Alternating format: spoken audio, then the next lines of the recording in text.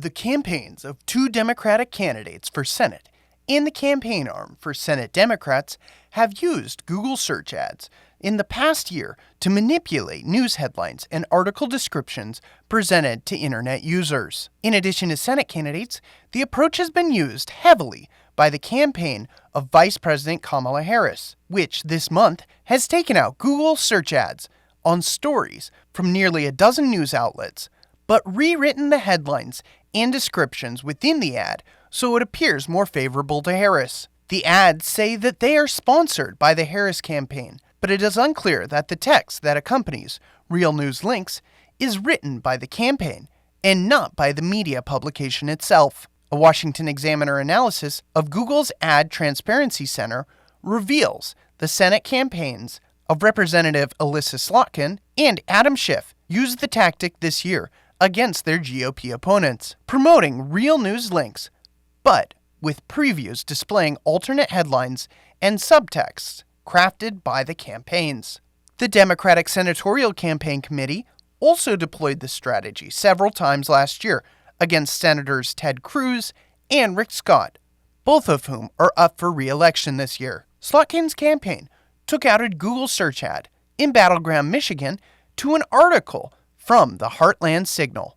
The campaign's ad targeted her rival, former House Intelligence Committee Chairman Mike Rogers, with a fictitious headline, "Mike Rogers works for himself." The description, which the campaign also wrote, read, "Mike Rogers cashed in on his DC connections, helping Chinese tech companies across the U.S." The Rogers campaign last week, prior to the Google search ad, sent cease and desist letters to TV stations airing a Slotkin ad, making similar claims, which the Republican campaign has denied. The closely watched race is a toss-up that could determine Senate control. In a statement to the Washington Examiner, the Rogers campaign accused Slotkin of a, quote, desperate attempt to gaslight Michiganders. Schiff, who's facing Republican and former baseball star Steve Garvey in deep blue California, ran a Google search ad in the weeks leading up to the state's open primary in March, using a Fox News article.